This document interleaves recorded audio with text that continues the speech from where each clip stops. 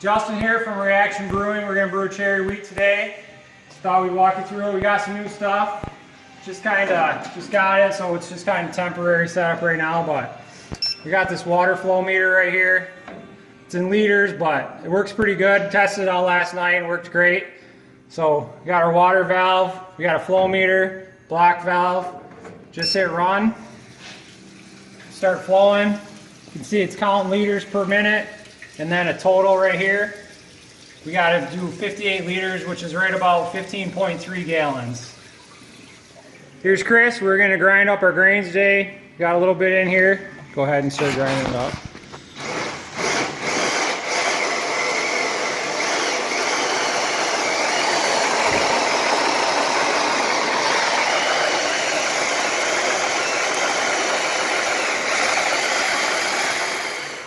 So, hit 58 liters right on. I tested that a bunch last night just to make sure it was good. So we're going to pull the hose out. Maybe. Shut our water off.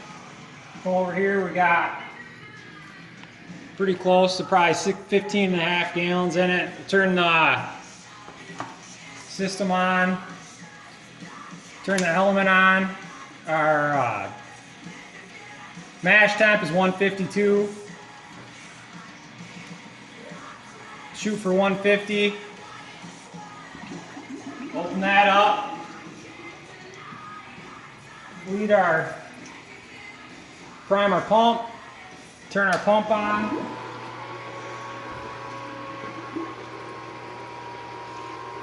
And then we'll wait till it gets up to temp. Alright, so we're up to temp. I bumped it up a little bit because we're going to lose some when we put the grains in. We're at 152.3. So we're going to mash in here.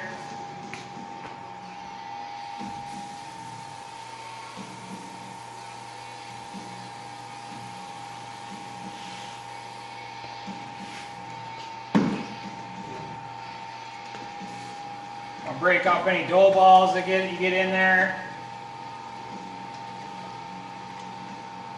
We got a pound of rice hulls in here, so hopefully we have a pretty good mash, but I'm still gonna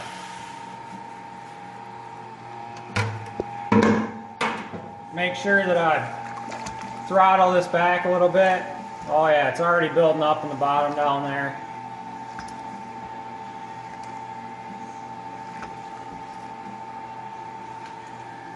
Let's get this mixed up good.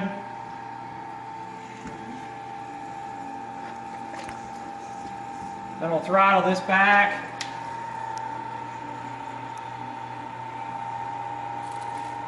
Too far back. And we'll throttle this a little bit. We'll hopefully have a good mash. Got a 60 minute mash, and then we got a 10-minute mash out at 162.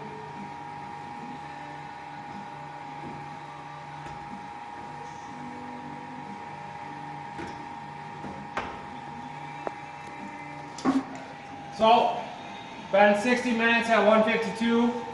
We opened up the discharge all the way, pinched off the inlet a little bit, and we're perfect basically the whole mash. We had a great mash. We're going to mash out at 164. So what I'm going to do is just bump this up and temp a little bit.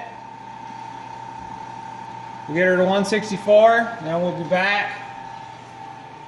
So we took our 10-minute mash out. So what we're going to do, we're going to just turn the element off here for a hot second. Turn the pump off. We're going to close this. Bring our little water bucket up closer. Take this off and see if we just can switch it to the other one without getting burned. Jesus Christ, at least it's not hot.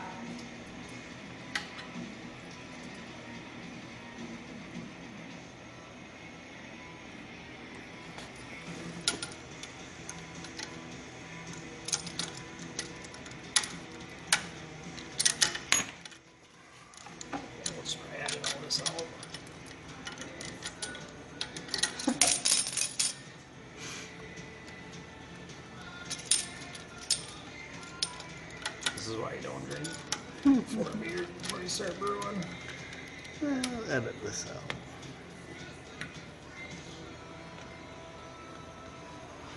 Alright, open that out. That's unhooked. So we'll turn the element on after that debacle. Turn the element back on, turn the pump back on. And what we'll do is we'll just lift this guy out of here.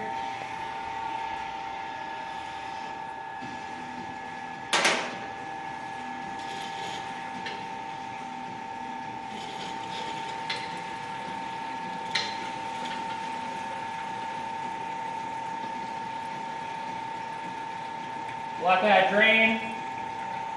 We're going to put this at 100%. So we're at 100%. We're going to leave it at 100% until we get to boil. And then we'll take that off after it's drained for 15-20 minutes till we get to boil, and we'll get up to boil and we'll do our first hop addition. We're going to dump the grains here. We're almost up to, or actually we're just going to slide them over. We're almost up to temp.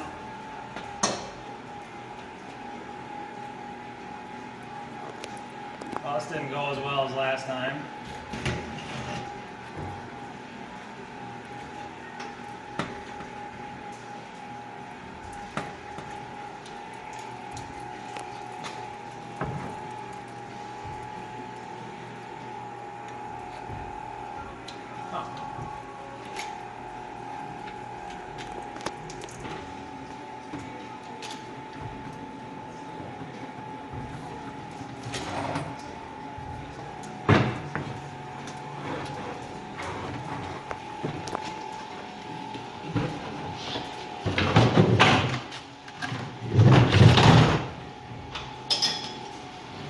Still not terrible, but definitely not as smooth as last time. Got some grain on us. That's good. So we reached boiling pretty good. We got a good hot break here. What we're gonna do is just back this down to about 55, way too low. About 55% at first. I should have drank a few less beers. So we're at 55%. Grab the hop splitter. New addition to the brewery. We're going to throw this hop splitter in there. We're at boil. And we're going to do the first hop addition. We're going to kill the element. Put 3 pounds of cherries in. We got the pump still running. Hopefully this goes right. We've never done anything like this before. So I'm going to mix this up real quick. If I can find my paddle.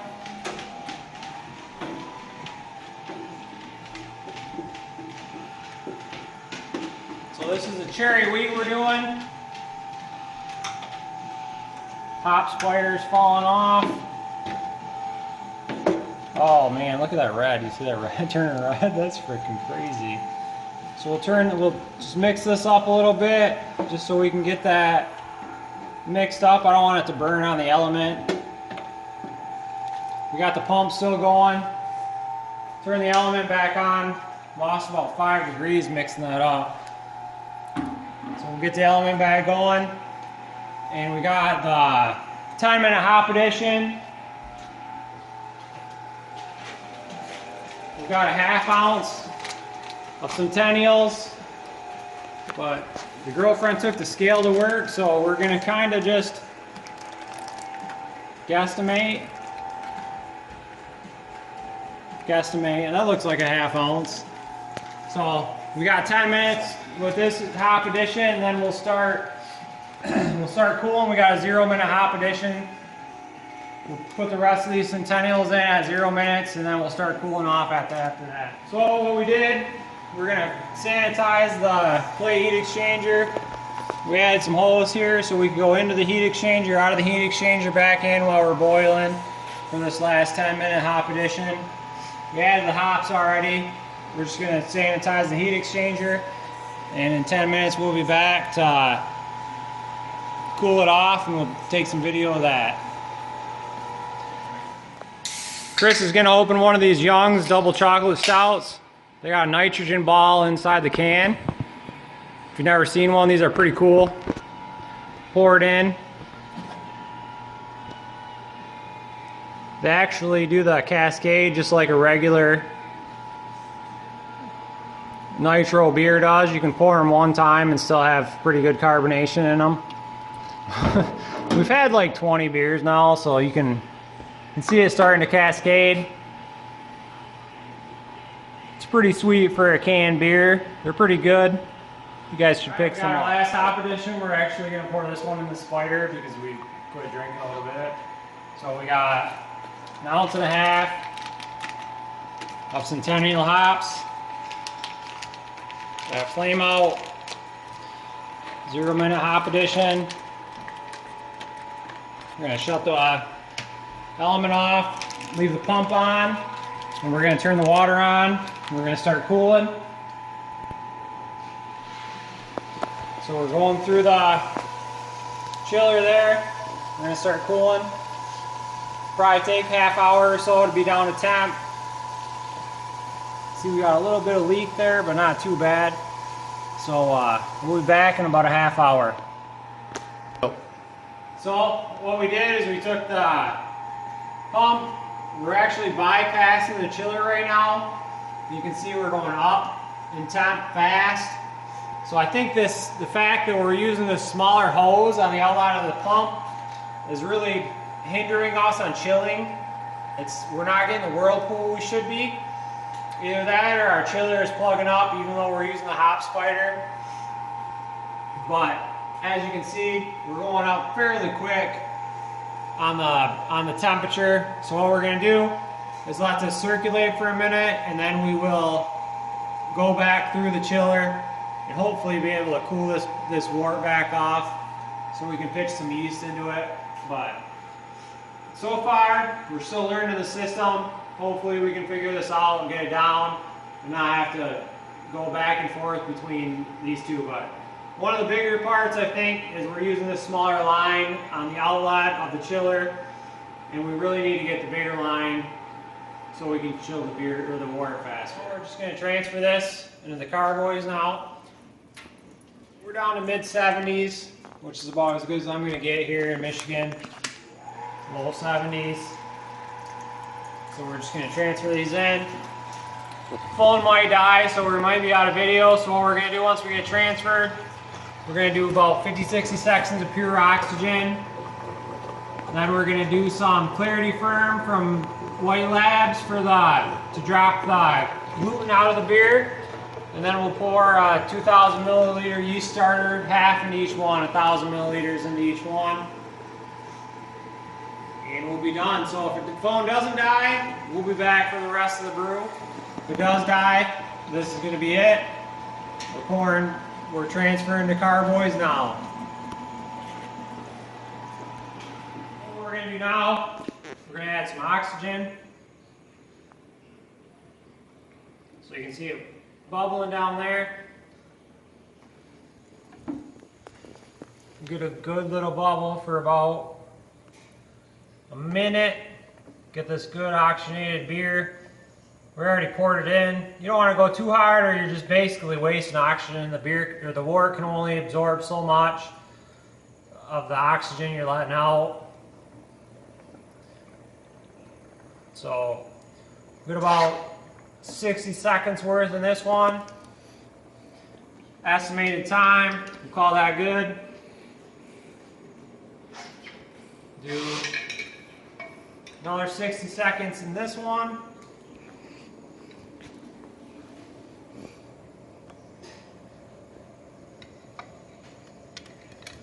Got some star sand bubbles in there.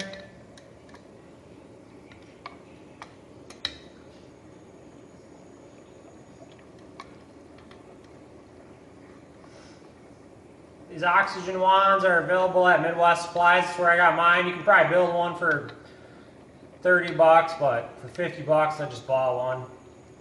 Wasn't worth the time to build one. Just move this around. Get the wort nice and oxygenated. Got about 5.5 gallons in one, about 5.25 gallons in the other. We'll call it good in that one.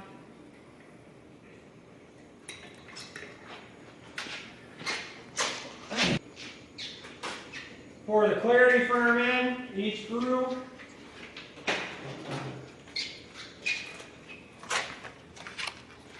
So this is going to reduce gluten. People with celiac disease, people with gluten intolerance, they can drink 2-3 of these, not have any problems. We'll pour one in that beer, or that wort. Chuck that. Pour one in that wort. Chuck that. The last thing we gotta do, a lot of people decant these stir starters and just pour in what they need, but to me this is a pretty light beer. We don't really need to do that. We got about 1,400, 1,500 milliliters. Pour it in.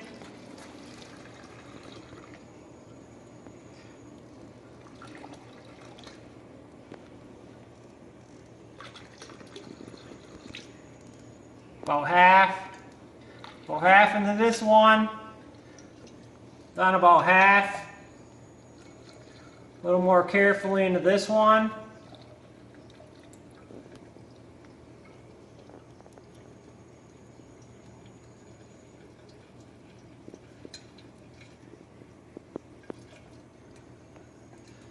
We got our stir rod at the bottom held on with the magnet. We're done there. So all we gotta do is cap these off, throw them in the fermenter, ferment these at 67, 65 degrees for the next 2 weeks, and we should have a couple good cherry wheat beers. See how the flavor is with the cherry puree we put in it. We might have to add a little more in secondary, and we'll see how that turns out. So thanks for joining us. We'll see you in a couple weeks. I'll let you guys know how this turns out.